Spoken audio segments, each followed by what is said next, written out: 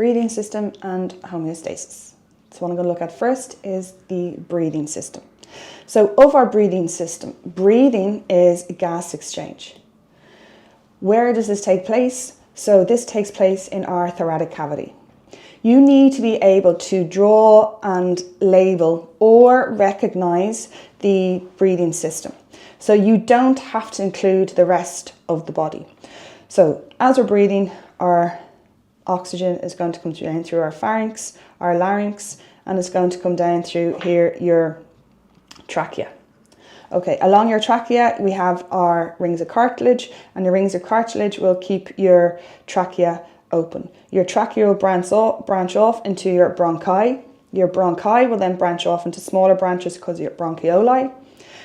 At the end of your bronchioli, we should find our alveoli, and in your alveoli, that's where gas exchange is going to take place. Surrounding that, we have pleural membranes, a double membrane here. We have our rib cage, so that's protecting our breathing system. We have our rib cage also protecting our breathing system. And in between our rib cage, we have our intercostal muscles that are there as well. So we're going to go through the parts of this now. So your human respiratory system consists of your diaphragm. Where would you find your diaphragm? It's at the bottom of the thorax. And your diaphragm is composed of skeletal muscle. So your nose first, so your air is going to enter through your nasal cavity. So it's lined with mucus secreting cells. So what they will do is they'll moisten the incoming air, they'll trap some dust and some bacteria. They also contain tiny little hairs called cilia, and what they will do is filter the air. So air will enter through the mouth, and air that enters through the mouth is not going to be filtered. Then we have your pharynx. Your pharynx is going to connect your nose to the mouth, so your nose and mouth to the larynx. Your larynx makes sound, so that's your function of your larynx. Your trachea, also known as your windpipe, allows air to flow in and out of the lungs.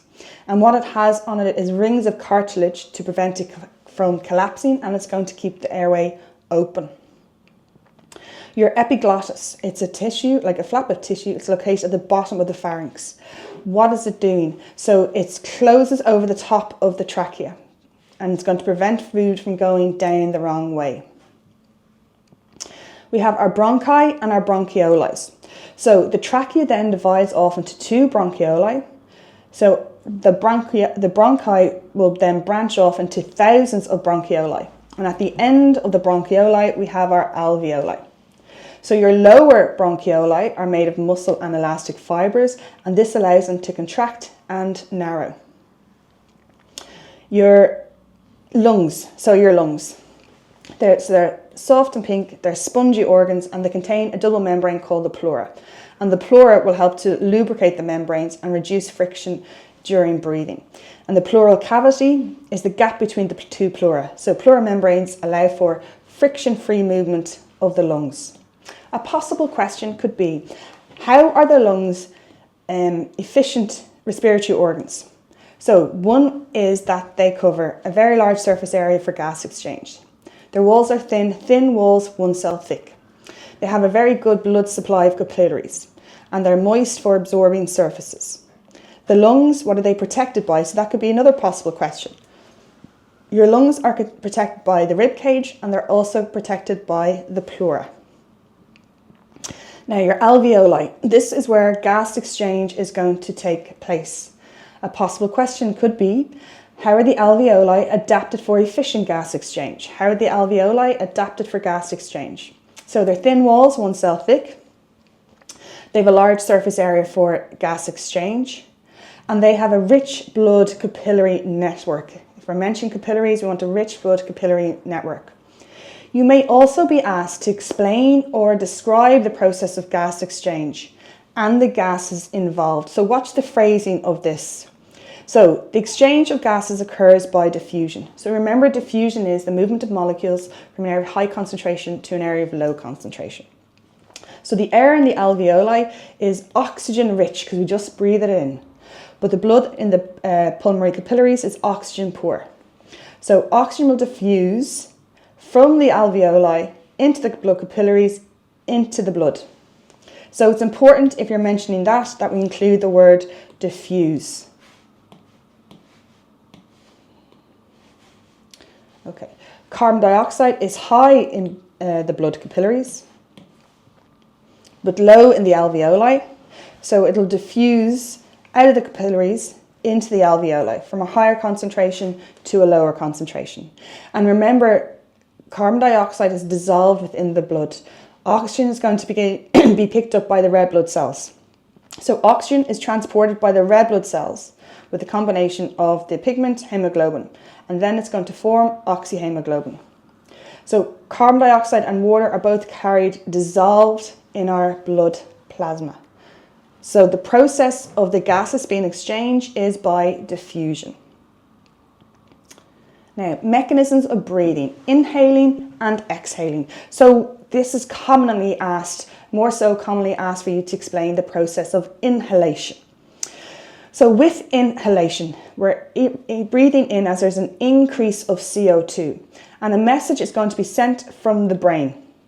And that message is going to go towards the intercostal muscles, and the intercostal muscles will contract and the ribs will move up and out. So if you're mentioning the intercostal muscles, you must mention that the rib cage is going to contract, intercostal muscles contract and the rib cage moves up and out. That's very important. What does this cause? This causes the diaphragm to contract and move down. The thoracic volume of the lung increases. The air pressure in the lungs decreases, and because of this, air is going to be forced into the lungs. This requires energy. It's an active process. So an inhalation, taking a breath in, so there's an increase of CO2, a message is sent from the brain, which will cause the intercostal muscles to contract and move up and out. The diaphragm contracts and moves down. Thoracic volume of the lung increases, air pressure of the lungs decreases, air is going to be forced in, which is going to cause the lungs to inflate. So it's active, it requires energy. So, excuse me, each one of those bullet points would be required in an answer. And it's very important, if you're mentioning intercostal muscles, you line that with and the rib cage moves up and out. If you're mentioning diaphragm, you're mentioning it, the diaphragm contracts and moves down. So exhalation, breathing out, it's the opposite. It is passive. Okay, so it does not require energy. So our intercostal muscles relax and the rib cage goes down and in. Our diaphragm relaxes and moves up. The volume of the thorax reduces, so the volume of the lungs decreases. Air pressure in the lungs increases, that above atmospheric pressure. So you need to know both processes. It's more commonly asked about the processes of inhalation. Now, inhaled air will contain more carbon dioxide, more dust, less carbon dioxide, more oxygen, more dust, less carbon dioxide, less oxygen. So exhaled air is warmer and has less dust. Now, the role of carbon dioxide in the controlling of breathing. This is important. So we breathe automatically. It's an involuntary reflex action. But this is controlled by the medulla oblongata of the brain. Where would you find the medulla? Here is the medulla here. You can see it in the red. So if there's more carbon dioxide in our blood, we're going to result in faster breathing. Less carbon dioxide results in slower breathing. And that we need to know. So the medulla oblongata, what does it do? It registers the levels of carbon dioxide in the blood. And remember, carbon dioxide is a waste product of the respiration. It has come from the mitochondria. It'll leave the mitochondria, go across the cell and into the blood. And remember, we said just a few minutes ago, the carbon dioxide is transported in the plasma, but it's dissolved within the plasma. So human breathing rate is determined by the level of carbon dioxide in the bloodstream. So carbon dioxide dissolves in the plasma to become a carbonic acid. If there is too much carbon dioxide in the blood, because of exercising maybe, the pH of the blood will go slightly down. Now, if the pH of the blood goes slightly down, so chemoreceptors in the body are extremely sensitive to very small changes in the pH of the blood. So if the pH of the blood drops, the pH decreases. The chemoreceptors send an electrical impulse to the brain saying to increase the rate of breathing. And if you're increasing the rate of breathing, this causes more CO2 to be excreted, to breathe out. So the pH of the blood will then go back to normal. So that is important, that we're able to explain the role of CO2 in human breathing. We need to know a breathing disorder, and the breathing disorder I would teach my students is asthma, and asthma is a narrowing of the bronchioles. So it's insufficient amounts of oxygen is reaching the alveoli. So you could be asked for a named breathing disorder, asthma. You could be asked for a possible cause of asthma. Now, there's lots, and some of you may be asthmatic. I just teach an allergen to animal dander. Some of you may have an allergy to dust. Make sure you say it's an allergy or an allergen to something. Prevention. Avoid the allergen animal dander. If you've said dust, avoid the allergen dust. Treatment. If you're asked about the treatment of this, I strongly recommend you say it's the use of a bronchodilator and a preventative inhaler together. They'll also accept there and a steroid. So the preventative inhaler is going to cause the bronchioles to widen. So you could be asked for a named breathing disorder, a possible cause of this named breathing disorder, a possible prevention of this named breathing disorder, and a treatment of this named breathing disorder. And your treatment, I would strongly recommend you to say, if you're mentioning asthma, that you use a bronchodilator and a preventative inhaler. They have been strict on that in the past, that they want that in their answer. Now, we're going to look at some questions on breathing. So let's look at this last example here. So this was the last time it appeared in 2019 as a short question. So we have named the blood vessel from which the capillaries arise. So the diagram here has, the statement above the diagram is, the diagram shows microscopic detail of an alveolus and a capillary from the human lung. Name the blood vessel from which the capillary arises. So that capillary would have come from the pulmonary artery because it's carrying the deoxygenated blood. Give any three features of the alveoli or the capillaries that allow for efficient gas exchange. So what's common to both is they have thin walls, 1 cell thick.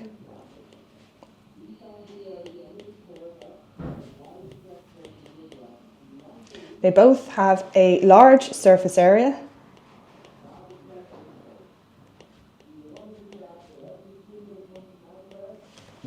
And they both have a moist surface. So name a disorder of the human breathing system and suggest how it is caused and treated. So I teach my students asthma. Possible cause, allergen or allergy to, I'm going to say here, pet dander. Treatment, I would like you to say use of a bronchodilator and a preventative inhaler.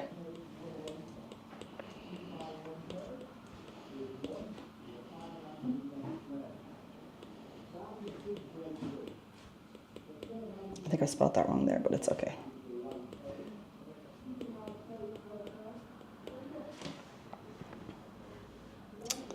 Okay, here is an example of 2023. So that's the last time the human breathing system was asked, was in 2023, 2 years ago now for those of you sitting near leaving in 2025. And it was quite short, as you can see. So answer the following questions in relation to your knowledge of the human circulatory and breathing systems. In your answer book, sketch the structure of an alveolus and its associated blood supply. On your diagram, clearly indicate the overall directions in which oxygen and carbon dioxide are moving. The diagrams X and Y show 2 stages of breathing and the arrows representing the body movements involved in breathing. State which diagram, X or Y, represents inhalation, and explain in detail how you know inhalation is occurring in this diagram. Okay, so let's look at this. So the first is in your answer book, sketch the structure of an alveolus and its associated blood supply. So here I can say this part 1, part 2. Here's my alveolus. And here is its blood supply. Now, remember I did mention before, if you're asked to sketch, you don't have to put in a label. But the next statement says, on your diagram, clearly indicate the overall directions in which oxygen and carbon dioxide are moving. So if I have oxygen here, my oxygen is going to go from my alveolus into my capillary, and my carbon dioxide is going to go from the capillary into the blood. Now, I know I have said you don't have to label a sketch, but if you wanted, you could say capillary, and you could say alveolus.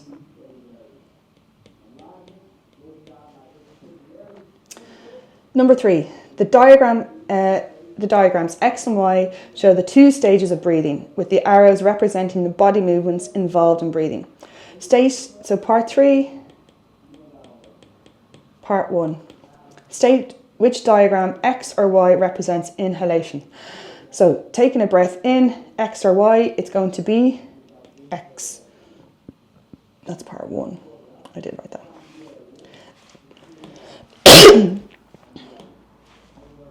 And part 2, explain in detail how you know inhalation is taking place.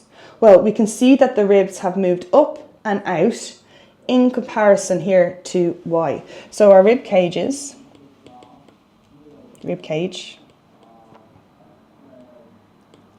has moved up and out. Let's start that again. Over to the side.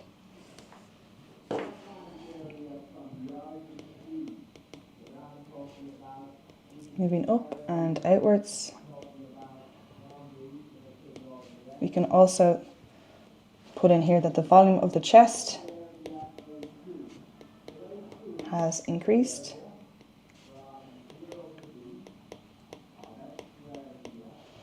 And our diaphragm, we can clearly see here, our diaphragm is down.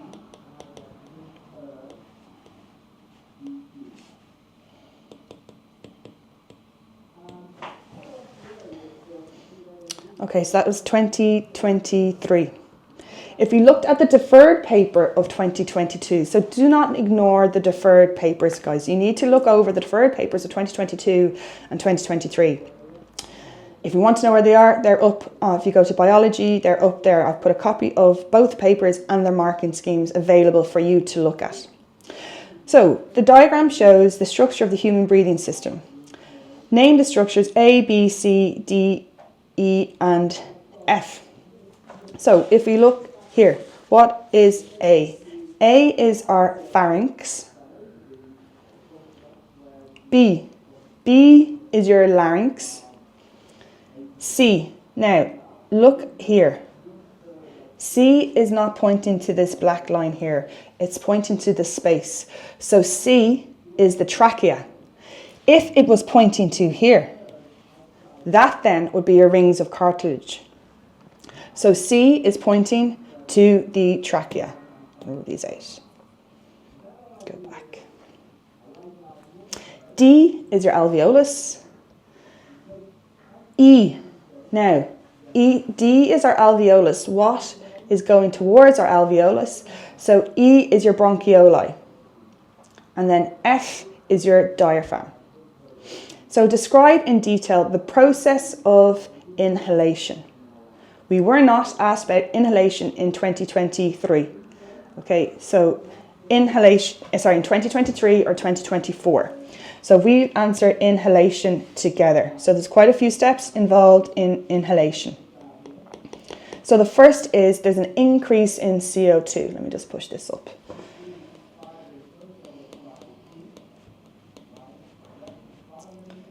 Which will cause a message is going to be sent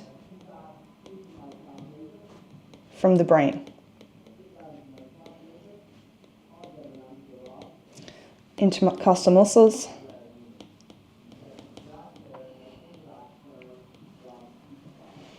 Contract.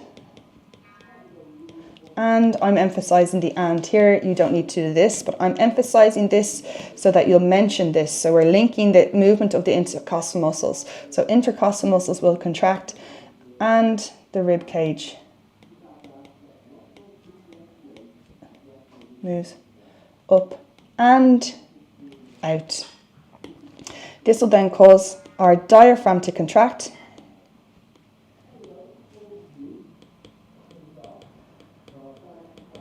and moves down. Our thoracic volume of the lungs increases.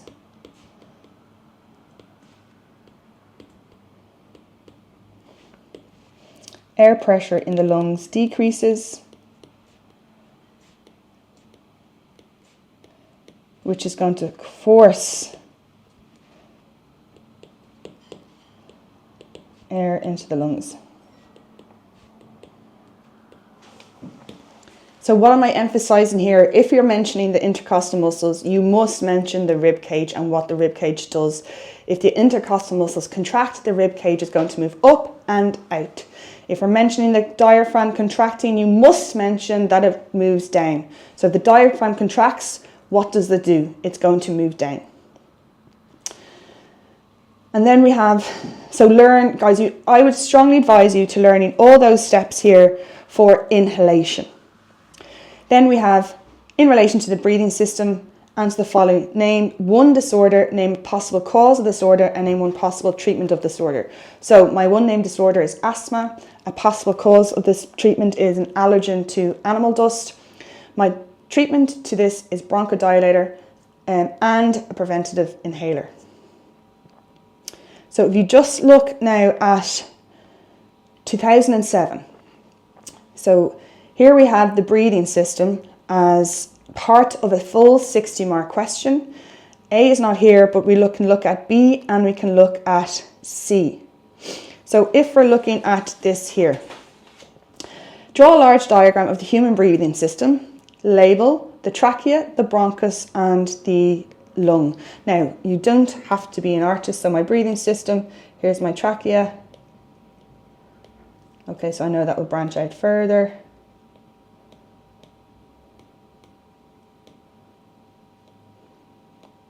Okay, you'll get the gist. And here's my lung, and here's my lung, and I can put my rings of cartilage, and I just link that up there to, oh. Here, breathing out. Obviously you do a bit neater than me. So the diagram from this would go 6, 3 or 0. So the first, remember I have mentioned this before, when we're looking at diagrams, we're looking first at the diagram. Does it look like what it's meant to be? Then we look at the labels. So state the function of the following, the epiglottis. What is the epiglottis? It closes off the trachea, so it's preventing food from going down the trachea. What is the role of the larynx? Your larynx makes sound. I'll increase this. Describe briefly the role of the diaphragm and the intercostal muscles in inhalation. In your answer, refer to volume and thoracic cavity. So this is basically inhalation. So there's an increase in CO2. A message is going to be sent to the brain. Your intercostal muscles are going to contract and the rib cage is going to move up and out. Your diaphragm is going to contract and move down. The thoracic volume of the your thoracic volume of the lungs is going to increase. The air pressure is going to be decreased, which is going to force air into the lungs. Give 3 ways in which an alveolus is adapted for gas exchange. So main one, thin walls, 1 cell thick. Name the process involved in the passage of gas between the alveolus and the blood. So that process, diffusion. I know there's 2 more for here, but we've covered them. And again, we've covered this. Name a breathing disorder, and in the case, here we have a cause, a means of treatment, a means of prevention, and a treatment. So go over human breathing for 2025 is my advice.